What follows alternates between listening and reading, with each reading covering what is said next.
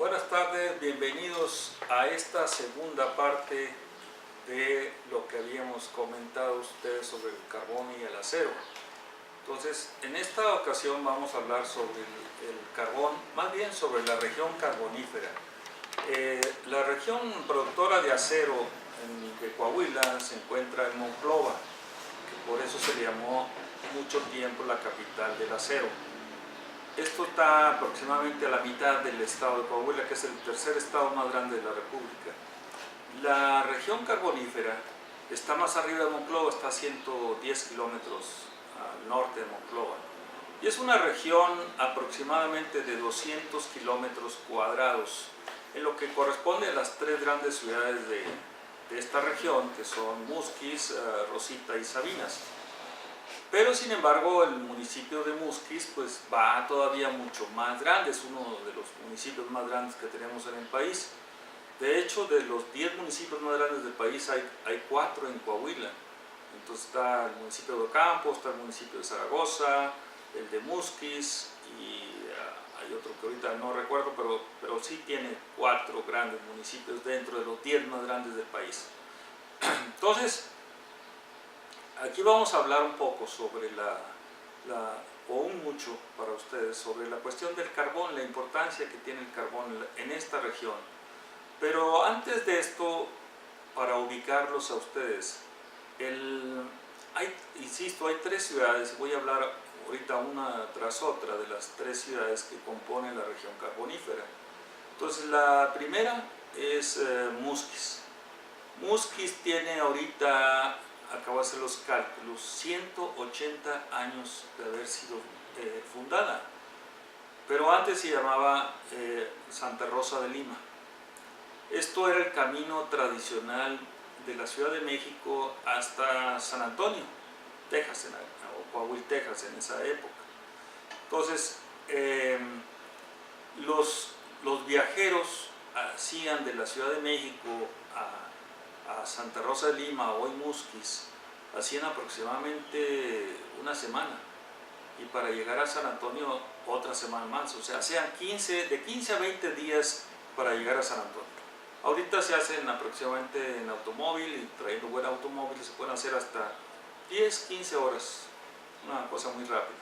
Sin embargo, insisto, el tamaño de los municipios es grande, la zona es grande de por sí. Pero centrándome en Musquis, Musquis fue creada como prisión para presos políticos enviados de la Ciudad de México. Esto en la época de la colonia. O sea, los presos políticos no eran enviados como ahora recientemente a Lecumberri o antes se enviaban a Veracruz o a las Islas Marías. No, ahora se enviaban en aquella época los presos políticos a Musquis. Por eso es que hay en esa ciudad una efervescencia política, cultural, social muy fuerte, muy grande. Pues en una cuestión familiar, pues ahí nací yo, en Musquis, Coahuila, en la calle 5 de Mayo, enfrente de la secundaria Lucio Blanco. O sea, como que los nombres revolucionarios me quedaban a mí perfectamente, porque 5 de Mayo y luego el gran revolucionario Lucio Blanco. Mi abuelo, Cruz Jiménez, fue héroe de la revolución, fue de las gentes del staff de Venustiano Carranza. Venustiano lo llevaba para cualquier parte y él fue héroe en la batalla de Tampico en 1914. Entonces fue cuando las fuerzas constitucionalistas de Venustiano Carranza se unen con el naciente poderío del sindicato petrolero. Apenas estaban haciendo el sindicato petrolero. Entonces ahí hay personajes como César Augusto Sandino que se integra en estas luchas. Mi abuelo, al ser parte del staff, pues Carranza en una ocasión lo puso como encargado de la aduana de Piedras Negras. ¿Por qué? Porque necesitaba que pasaran armas. O sea, todas las revoluciones, todas las guerras se hacen con armas, se hacen con acero, y el acero necesita el carbón. Por eso es la dicotomía de lo que estábamos hablando. Entonces, el hecho fue que mi abuelo en un momento determinado, él fue jefe de la aduana de Piedras Negras. Y el cuñado de mi abuelo, Juan Robles, porque el que les habla pues estudió posteriormente en San Antonio, Texas, en una pequeña universidad, pero donde van toda la mayoría de los líderes llamados chicanos. Entonces, en esta universidad, San Mary's University, ahí cerca estaba mi tío abuelo Juan Robles. Juan Robles fue el que se encargaba de traerle armas que traía, que mandaba Alemania, y entraban por la frontera de Piedras Negras o por la otra frontera que era la de Ciudad Acuña.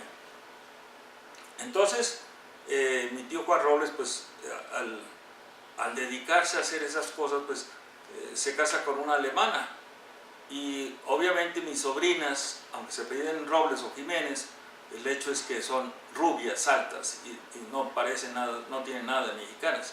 Entonces, esto es parte de la cuestión familiar, porque mi abuelo posteriormente fue jefe de inteligencia en esa zona, en la zona noreste, por parte de Venustiano Carranza.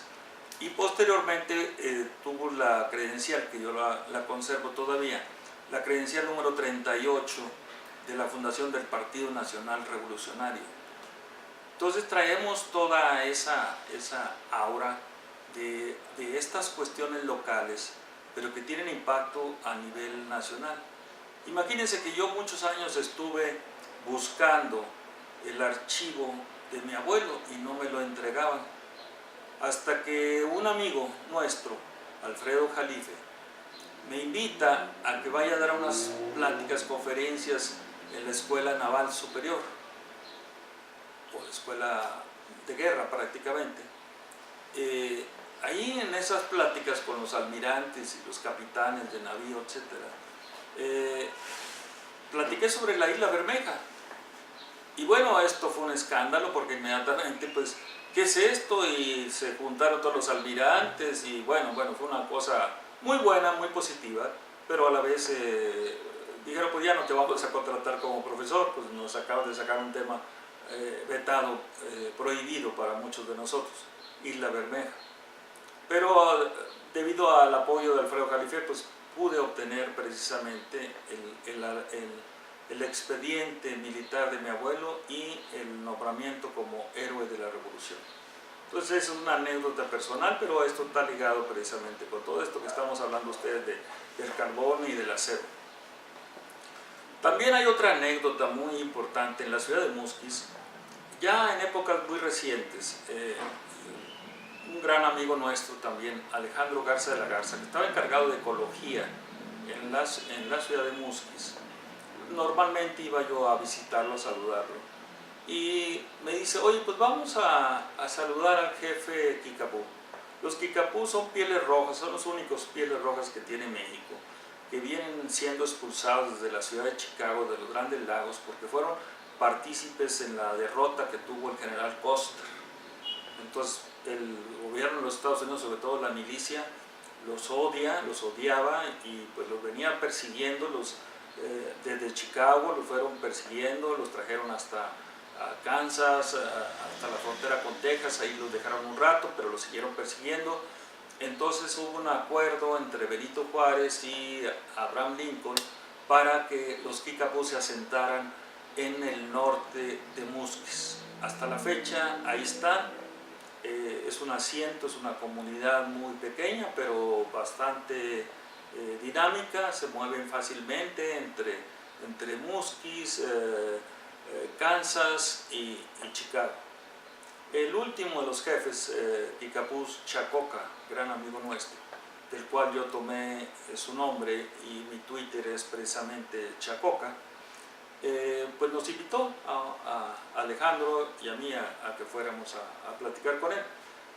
Íbamos llegando a la comunidad Kikapú cuando vimos que en el río pues estaban saqueando el lecho del río, porque el río es un río probablemente uno de los más hermosos que hay en la República, que corre nace precisamente en el nacimiento, así se llama, la comunidad cercana a los Kikapú, y desde ahí nace el río, y es un río que termina en Nuevo Laredo, Texas. El cauce del río tiene alrededor de 10,000 sabinos, árboles enormes, bellos, preciosos, pero hay ocasiones que el río se seca, y entonces en esa ocasión el río estaba muy seco y estaban saqueando el lecho del río para meterlo a la industria de la construcción. Se me ocurre a mí, obviamente con esos intereses que luego de repente traemos de periodista, tomar fotografías. Pues ¿para qué tomábamos la fotografía? Se nos vinieron encima un montón de gentes, y éramos solamente Alejandro y yo, y bueno, ahí dame la cámara y no te la doy, y forcejeo, nos tuvimos que subir a la camioneta, estábamos a 30 kilómetros y pico de la ciudad de Musquis, y que nos empiezan a perseguir, una aventura de indios y vaqueros, pues, indios porque Alejandro dijo no vamos a poder con estos. Entonces se le ocurre a Alejandro, de buena suerte, hablarle al jefe Chacoca, se vienen los Kicapús, estaban cercanos, y bueno, se arma una tremolina, amigos, que le tuve que hablar a Celeste Sainz de Miera, le mandamos saludos. No estamos en este momento transmitiendo para el Club de Periodistas, sino este es un proyecto muy personal que traemos para hablar de muchos temas, tener un espectro más amplio a veces de los temas que tocamos en el programa de Celeste. Pero le hablamos a Celeste, le hablé en ese momento, oye Celeste, traemos un problemón tremendo, peleas aquí, verdaderamente. Llegamos al centro de la ciudad y seguían las peleas entre los indios, los Kicapús, nosotros, todo el mundo peleándose por la cámara, por las fotografías que acabamos de tomar. El hecho es que estaba con Celeste en ese programa nuestro también amigo Humberto Hernández Haddad, y bueno, pues hicimos una buena transmisión de lo que estaba sucediendo, de toda la problemática de la región. Afortunadamente, pues vieron las gentes que esto se estaba yendo a otros niveles. Celeste habla a Televisa, y entonces todo esto pasó así de una manera muy, muy rápida, pero afortunadamente Alejandro y yo, y luego el hermano de Alejandro, otro gran amigo nuestro, Alfredo Garza de la Garza, que ya murió, después les platicaré el tema de Alfredo, pero ellos son hermanos de Gloria Garza de la Garza, que es la esposa de don Miguel Torruco, el actual secretario de Turismo de Andrés Manuel López Obrador. Le hacemos una propuesta al señor Torruco: por favor, usted conoce bien la plaza, es un lugar muy hermoso para hacerlo turístico, yo sé que ahora lo nombraron pueblo mágico, pero estos esquemas de los Kicapús, de la avenida desde Chicago, la persecución del ejército norteamericano, etcétera, etcétera, nos lleva a plantearle, bueno, hay que renovar todas esas raíces históricas del país que están allá en el profundo norte y que poca gente acá lo conoce bien o mal. El hecho es que en Musquis es una ciudad minera, es una ciudad ganadera, tiene mucho ganado de alta calidad, sobre todo ganado charolais. El ganado charolais, hay grandes inversionistas ganaderos de Texas que vienen, lo crecen en el lado mexicano, y luego cuando ya está suficientemente engordado, pues se lo llevan a los rastros de Texas. Nuestro gran amigo de Miquelis, le mandamos saludos, y nos ve, por ejemplo, su esposa es parte de la Universidad de Texas en Austin, Texas, y conocemos porque conocemos su rancho y conocemos el cariño que le tiene a Musquis, porque precisamente ellos vienen y hacen todo su trabajo sin mayor pretensión, y el ganado crece muy bien, muy bonito, el ganado, sobre todo ganado charolais. Entonces es un municipio ganadero, es un municipio carbonero fuerte, tiene muchos lugares de carbón precisamente. Se encuentra ahí otro gran amigo que acaba de morir, don Miguel Musquis, que fíjense ustedes lo que también son las anécdotas que son parte de la vida, son parte de lo que estamos platicándoles a ustedes. Don Miguel Musquis tenía un rancho y rodeado totalmente de puras empresas mineras, y entonces yo le mandaba correos y él me los mandaba, pero no habíamos tenido la oportunidad de conocernos.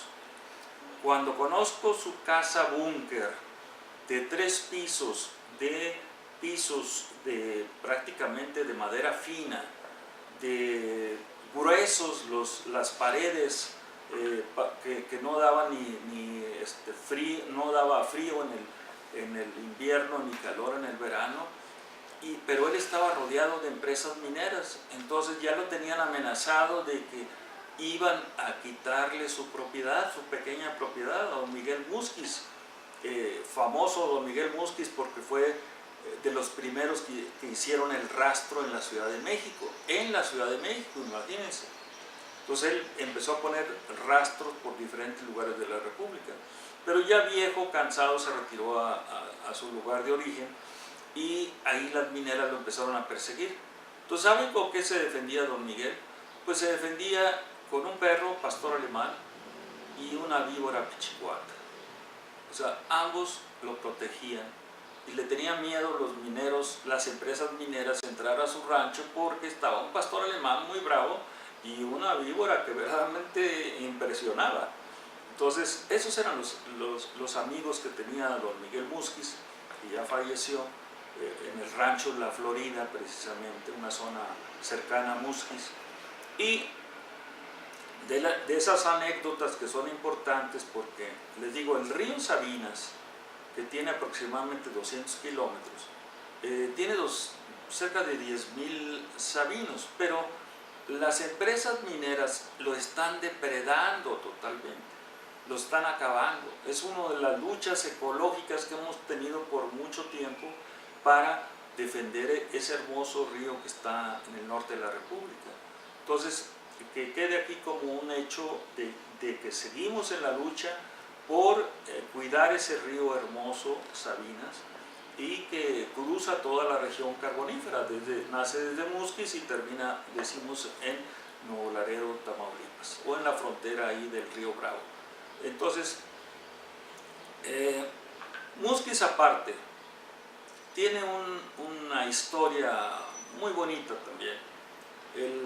El hombre poderoso de Musquiz en las épocas modernas fue don Adolfo Romo, pariente del asesor de Andrés Manuel, del señor de Monterrey, Alfonso Romo.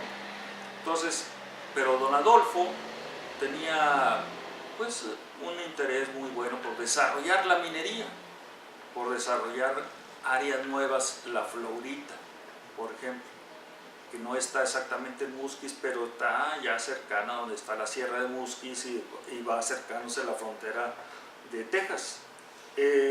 Ahí la Sierra Madre Oriental, de repente esa Sierra Madre alcanza altitudes de 3,000 metros. Entonces, cuando ustedes ven en la mera frontera que está el río Bravo y se paran en lo más alto de los riscos, ven ustedes un río pequeño, abajo es el río Bravo, pero la montaña es enorme. Y si ustedes con el Google Earth se aproximan a la región, sobre todo a la región fronteriza del municipio de Musquiz con Texas, y lo ponen en el Google Earth, de repente van a encontrar un cono de un meteorito que cayó por allá, y resulta que ese meteorito pues tiene, ya con el Google Earth avanzado que tienen las grandes universidades de Estados Unidos, poco lo tienen las universidades en México, porque no hacen investigación prácticamente. Lo que le estamos diciendo a ustedes son investigación de vida. Entonces en el Google Earth van ustedes viendo y se aproximan al cono y van a ver minerales raros, minerales estratégicos como el berilio. El berilio es una de las empresas una empresa que se llama la Domincia, y esa empresa produce el berilio, y el berilio es el que permite que las naves espaciales, cuando vengan entrando a la Tierra, no se quemen. Entonces, en México es un mineral estratégico, geoestratégico, porque está en la frontera de Coahuila con Texas, o de México con Estados Unidos, y no lo hemos cuidado, no se ha cuidado, y eso directamente viene Alcoa, lo saca de México, se lo lleva, no paga impuestos. Entonces es una evasión de impuestos enorme, porque verdaderamente estamos viendo un saqueo del país debido a que su clase política y su juventud están distraídos y no están en la defensa de los recursos de la nación, de los dineros de la nación. Nosotros desde hace tiempo que estamos en esa lucha y seguiremos en esa lucha por la defensa de los recursos de la nación y de los dineros de la nación. Entonces, este mineral berilio está precisamente en la frontera de Musquis con Texas. Inclusive hay una artista muy famosa de Dallas, Texas, que se hizo famosa, valga la redundancia, en esa zona. Norah Jones. Norah Jones canta muy bien y bueno, me encanta su estilo, y ahí se hizo famosa en esa zona fronteriza vacía totalmente, que está en la frontera de Musquis con Texas. Entonces, veamos la historia de este pequeño poblado. Pequeño poblado que tiene pues, alrededor de 80,000 habitantes. Pero turísticamente es un pueblo mágico, es un pueblo que fue cárcel para presos políticos de la Ciudad de México. Lleva el nombre, porque se llamaba Santa Rosa de Lima, pero lleva el nombre de Melchor Musquis. Melchor Musquis fue uno de los que entraron primero a la ciudad capital de México. Venía acompañando al ejército trigarante. Entonces Melchor Musquis fue presidente de la República, fue una temporada presidente de la República y un agente de lo más honesto que se puedan ustedes pensar. Entonces este es un caso de esta región carbonífera, esta región del carbón y del acero, y bueno, es importante que ustedes conozcan parte de esta dinámica de la que estamos hablando. El segundo pueblo más importante, de ahí probablemente sea el más importante sin que se nos vayan a enojar nuestros amigos de Musquis o de Nueva Rosita, es Sabinas. Sabinas era un pueblo donde solamente había ganado caprino. Y posteriormente, en los años 50, don Rodrigo Reyes, su hijo fue gran amigo mío, estudiamos juntos toda la carrera, él luego en el Politécnico, yo en la UNAM, y él pavimentó a Sabinas, la cuadriculó, hizo avenidas amplias y pasó de ser un pueblo ranchero a ser una pequeña metrópoli allá en el norte de la República. Bueno, la característica de Sabinas es que tiene una clase media poderosa, una clase estudiantil fuerte, pequeños colegios, pequeñas universidades hay ahí, y esto generó un proceso de innovación muy rápida que llegó a ser llamada la ciudad de los teléfonos, porque ya se producían teléfonos ahí. Yo en lo personal anduve con muchos amigos innovando en la parte telefónica, en fin, llegó a ser un hervidero de genios ligados con la industria telefónica. Hasta que llegó Carlos Salinas. Carlos Salinas le entrega Teléfonos de México, que no estaba en números rojos, sino estaba en números negros. Le entrega Teléfonos de México a don Carlos Slim. Don Carlos Slim concentra todo el poder en la Ciudad de México, acaba con Telefónica de Sabinas, que era la pequeña ciudad productora de teléfonos. Y bueno, ¿qué pasó con Sabinas? Pues se acabó Sabinas, se acabó la industria telefónica, se acabó esa pequeña maquiladora que teníamos muchos de nosotros, amigos nuestros, y terminó siendo la capital de los Zetas. Entonces los Zetas se adueñaron de Sabinas, no se han ido, acabaron con el Lasca en teoría, porque en la realidad, recuerdan ustedes el escandalazo de que abatieron a Lasca en la región, ahí en un pueblo aledaño a Sabinas que se llama Progreso, y que el cuerpo no apareció. Lo llevaron allá a una de las funerarias García, de un amigo nuestro, y el amigo nuestro dice, pues no sé, pero el cuerpo no apareció. vino agentes de la DEA y vieron que no era diferente el cuerpo de Lasca a lo que se tenía en la funeraria.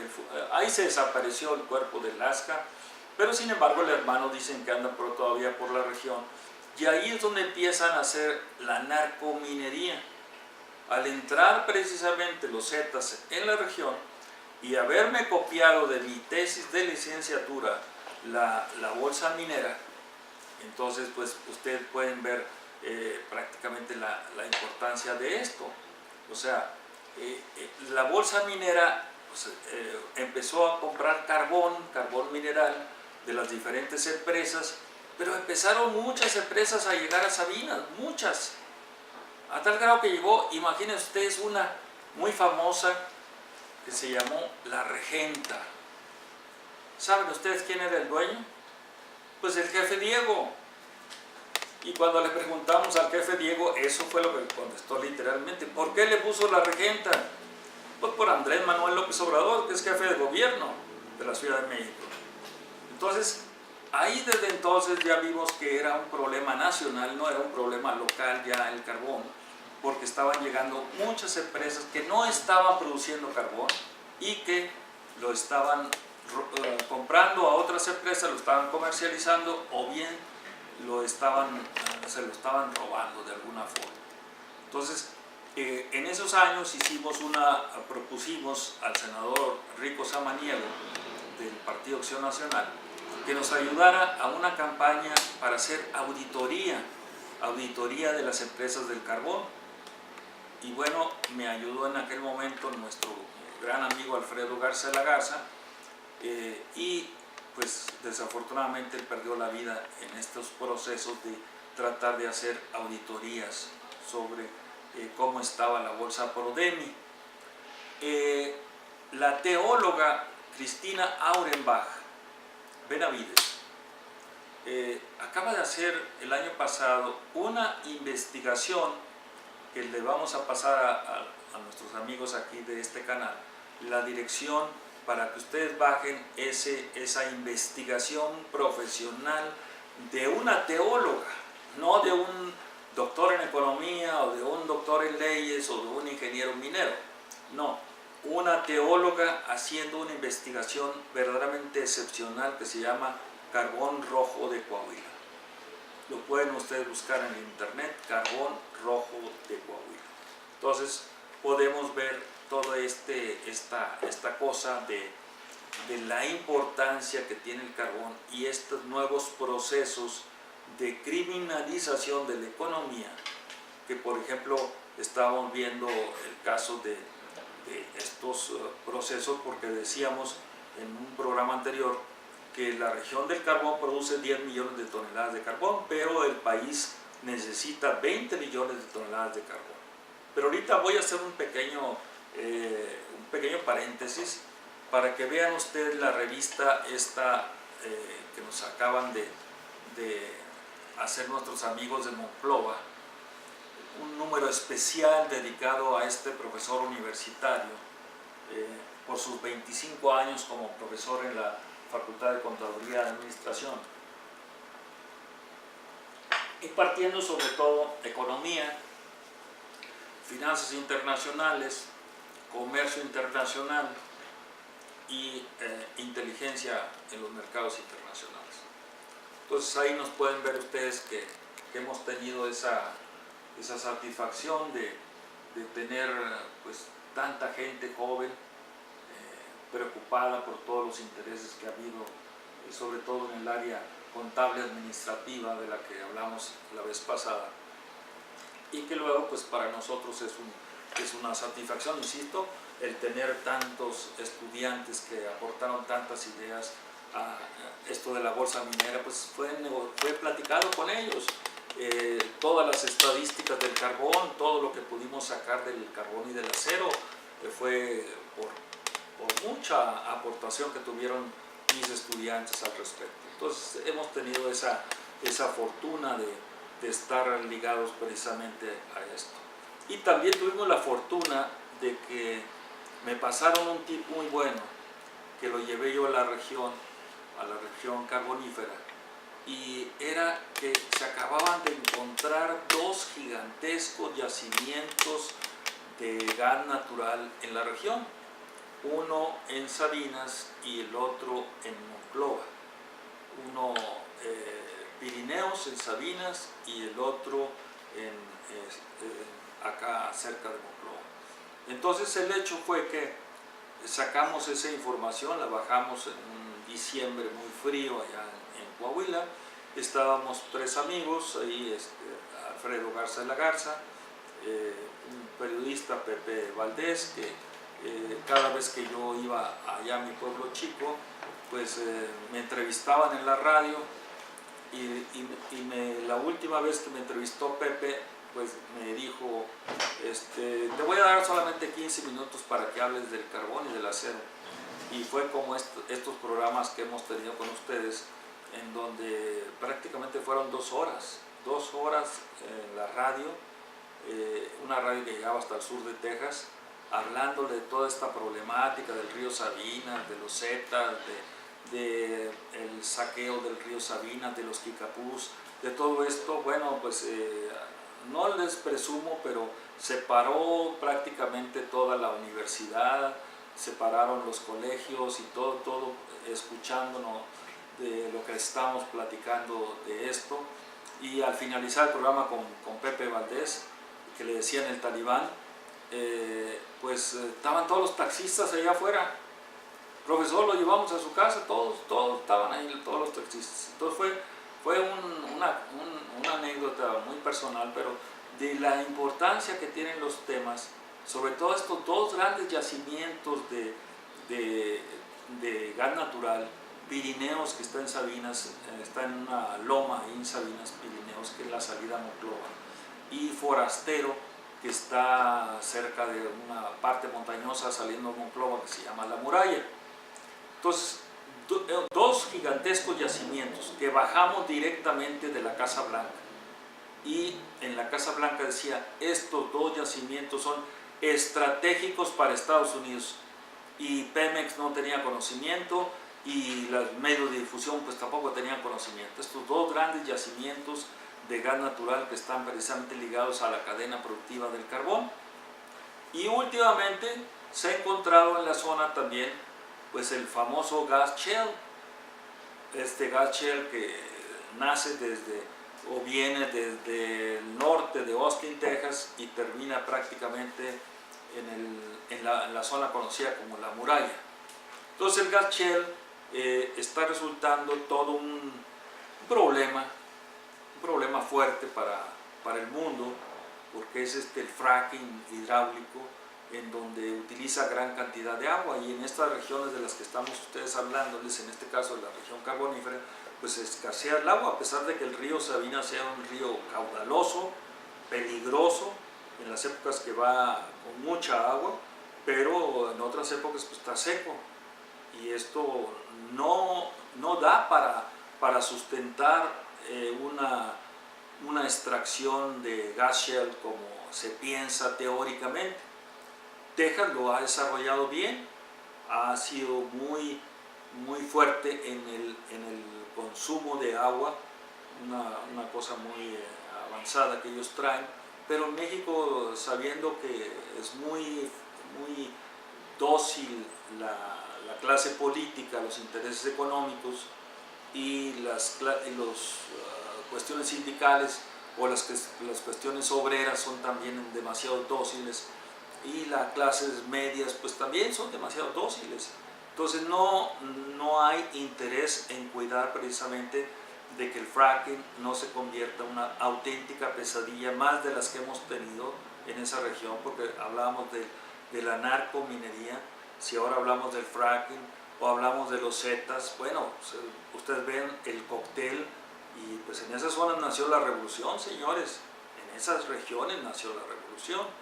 Entonces no se olviden de toda esta problemática que estamos hablando del carbón, sobre todo el carbón rojo, que significa que desde que los Madero empezaron a aprovechar la ley minera de 1884 de Porfirio Díaz, empezaron los Madero, la familia Madero, a explotar el carbón, sigue el carbón y han muerto aproximadamente, según menciona Cristina Auerbach en esa investigación fabulosa, han muerto cerca de 3.000 mineros en accidentes mineros, que nunca se castiga a las empresas, siempre pues es una tragedia para los pueblos mineros perder a sus hombres, sobre todo los que le dan sustento a esas familias allá en la región. Entonces es un problema serio y creemos que todo esto tiene que ver con estos temas que son medulares para entender la historia de este país. No es la historia solamente de la Ciudad de México, sino es la historia del México profundo, la historia del México que está más allá de Cuautitlán. Entonces, uno de estos temas nos llevó mucho tiempo dilucidarlo, pero fue prácticamente lo que comentamos en el programa pasado. El carbón es la materia prima básica esencial para producir acero, pero el carbón tiene mucha ceniza y eso le quita fuerza a la aceración misma, y por lo tanto pues es un proceso que también tiene que tener vean ustedes, una cosa es la extracción del carbón. El carbón luego tiene una segunda etapa que es las plantas lavadoras de carbón, porque son plantas lavadoras de carbón, y luego el tercer proceso es el coque, o sea, producir el coque precisamente ya para que entre a los altos hornos y ese coque funda el mineral de hierro, que viene desde Hércules en Chihuahua, que también el mineral de hierro trae otra cadena diferente, o sea, lo sacas el mineral de hierro, luego lo tienes que sinterizar, o sea, hacerlo prácticamente polvo para que entre precisamente directamente al alto horno. Entonces, hay ese proceso en la región carbonífera de extraer carbón, luego lavarlo. En la época que estuvimos en la Secretaría de Energía, Minas e Industria Paraestatal había 6 lavadoras de carbón en la región, de las cuales, si no me equivoco, eran 3 de AMSA y eran 2 del Grupo Monterrey, y una más era la que nosotros compramos, la más avanzada, una lavadora de Comisión de Fomento Minero.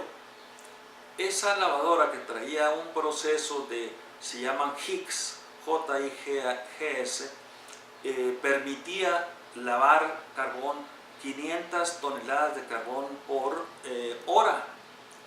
Entonces, esa moderna planta lavadora entró con este programa que establecimos en la Secretaría de Energía, Minas e Industria Paraestatal, que se llamaba PECAM, Programa para Pequeñas Empresas Mineras. Este PECAM pues, nos ayudó mucho a desarrollar la pequeña y la mediana minería. Entonces, el proceso insisto, es sacar el carbón, luego lavarlo y luego convertirlo en coque. Hay coquizadoras muy fuertes, muy grandes también en la región. Se han ido acabando, se han ido haciendo obsoletas con el tiempo, pero pues todavía están funcionando. El hecho es que esta lavadora de Comisión de Fomento Minero, con el PECAM y con el proceso de privatización, pues cayó en las manos de uno de los gángsteres mineros que tenemos en la región, que es el ingeniero Armando Guadiana Tejerina. El ingeniero Armando Guadiana Tejerina no solamente lo menciono yo, está mencionado en Carbón Rojo, está mencionado como una de las empresas ligadas al narco, a los Zetas ahí en la región. Inclusive la declaración del ex gobernador Humberto Moreira acusando a Guadiana de haber sido causante de la muerte de su hijo, una cosa tan seria como eso. Y aún así pues se le nombra luego candidato independiente para gobernador de Coahuila, apoyado por Morena, y luego actualmente se le nombra senador de la República. Pues esas son las incongruencias que vemos a veces entre este cambio que estamos buscando todos y estos personajes tan nefastos como es este personaje. Yo estuve ahí, estuvo la revista Proceso, estuvo la revista La Jornada, hicimos documentales ahí, hicimos reportajes no es solamente el que habla, sino estuvo, insisto, estuvo la revista Proceso y estuvo la jornada hablando de estos temas. Como Armando Guadiana Tejerina inclusive llegaba a los camposantos, ahí en Nueva Rosita, y de los camposantos sacaban todavía el carbón, o sea, no respetaban ni siquiera a los santos difuntos que estaban por ahí.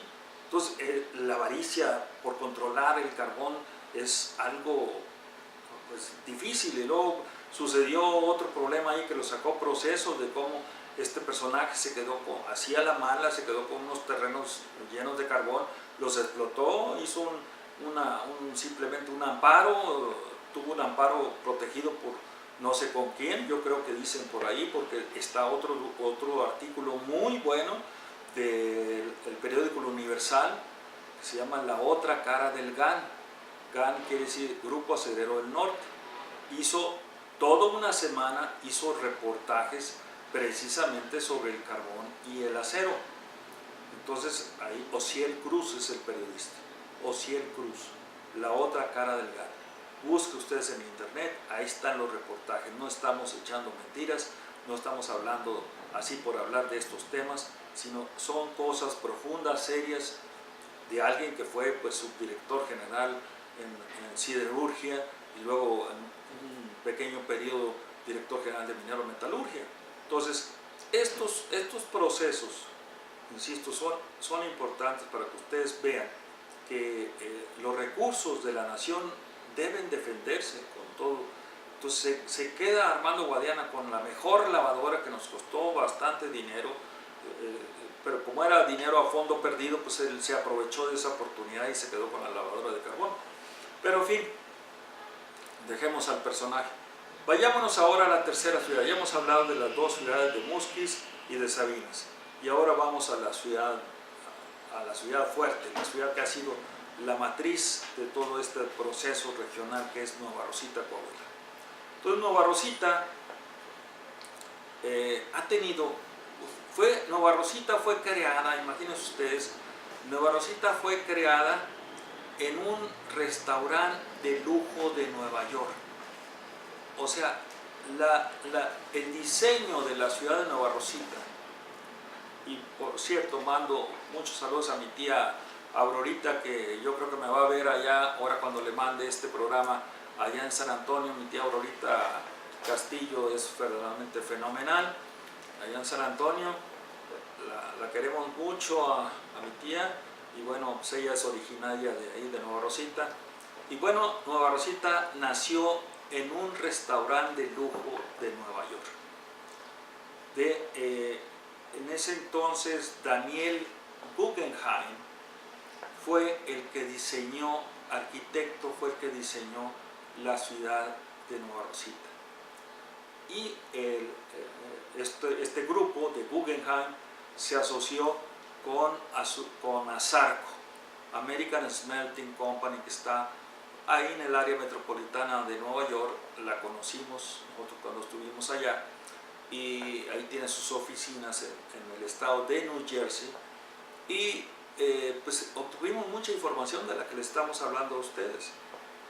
Entonces resulta que se diseña Nueva Rosita, un diseño urbanístico muy bueno, y se hace la colonia americana, se hace la mina 6, se diseña la mina 6, se hace la gran chimenea. La chimenea tiene como 150 metros de altitud, la que saca el carbón, la que es clásica. Cuando uno viene de la frontera de Piedras Negras, allá a los 40, 50 kilómetros se alcanza a ver la chimenea de Nueva Rosita. Es el ícono. Don Miguel Torruco, si me escucha, por favor, hay que rescatar la chimenea de Nueva Rosita y hacerla turística. Tiene mucha historia esa chimenea, para hacer un mirador arriba, o no sé qué cosas podamos hacer, pero hay que hacer algo turísticamente por la región, en apoyo a doña Gloria Garza de la Garza. En sí, el hecho es que Nueva Rosita, desde la época de la primera ley minera de 1884, la familia Madero empieza a explotar el carbón, luego vienen los Guggenheim, la ASARCO, y bueno, entonces vienen los verdaderos problemas para la clase minera de la región.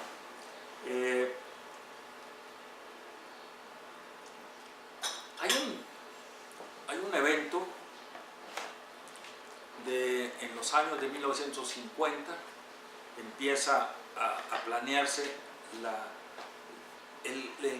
gran huelga que hubo en esas épocas, la huelga de Nueva Rosita, una huelga minera poderosa, fuerte. Creo que inclusive por aquí les traigo uno de los libros, porque han salido muchos libros hermosos sobre la huelga minera de Nueva Rosita, y a ver si nuestro amigo camarógrafo alcanza a vislumbrar aquí el libro, o se lo prestamos para que lo vea nuestro público que nos observa.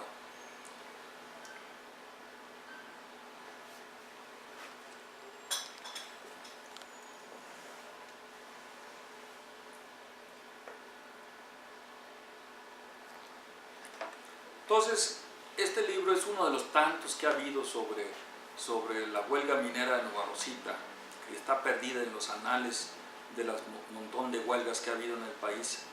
Pero esta huelga fue muy importante porque tocaba el corazón de los Guggenheim. Los Guggenheim, de las familias más poderosas de Nueva York, del mundo, y siguen siendo poderosas, y los Guggenheim pues, estaban interesados en que esto se resolviera. Como en todos los casos, hay un gringo bueno y un gringo malo.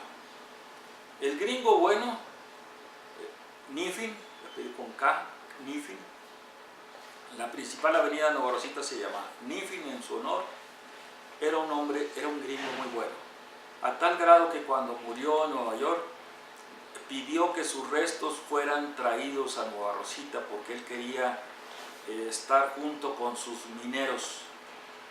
Era el administrador noble, gringo bueno, como decía yo, que tenía a Zarco.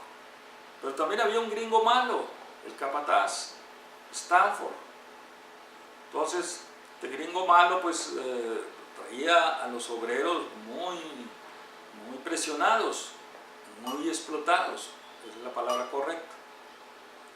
Entonces, se empieza a plantear la huelga, la gran huelga de Nueva Rosita, en los años 50, la presidencia de Miguel Alemán, y de repente, así, ya inicia 5.000 obreros de toda la región, 5.000 mineros se declaran en huelga, y en 1951 aproximadamente, y viendo la necedad del presidente alemán de no resolver estos problemas obrero-patronales, hacen una marcha en la época que más frío hace en el norte, una marcha desde Nueva Rosita a la Ciudad de México, 1500 kilómetros a pie, no había camiones, sí venían algunos camiones atrás de ellos, pero traían mercancías, traían cobijas o lo que ustedes quieran, pero la marcha fue a pie, desde Nueva Rosita, el profundo norte, hasta la Ciudad de México. Entonces, en el transcurso hubo represiones, hubo toda una serie de cosas en contra de la marcha minera que estaba haciendo historia, hizo historia, pero la historia se olvida. Los países que olvidan su historia vuelven a repetir los mismos errores y seguimos repitiendo mismos errores. No resolvemos los problemas reales. Entonces esa marcha, hay un ángel de la guarda de esa marcha, ¿sí? Una hermosa mujer aparte, intelectual de primer nivel, pues nada menos era la traductora, la que interpretaba al famoso literato Bruno Traveler. Estamos hablando de Esperanza López Mateos. Esperanza López Mateos, inmediatamente que estalló la huelga, estuvo al pendiente de la marcha. Estuvo al pendiente de la marcha llega a la Ciudad de México, Esperanza organizó a toda la clase política intelectual, a los intelectuales de la universidad, a Sol Batalla de mi facultad de Economía, a Carlos Monsiváis, que escribió unas reseñas increíbles sobre la huelga de Nova Rosita, y toda una serie de intelectuales, pero sobre todo el dinamismo, la entrega de Esperanza López Mateos por ayudar a los mineros. Llegan los mineros a la Ciudad de México y como ganado los esconden en el campo deportivo 18 de marzo. Y ahí Esperanza les llevaba alimentos, traía alimentos, recolectaba alimentos de todos lados y les llevaba alimentos, los cuidó prácticamente, 5,000 trabajadores que cuidó ahí.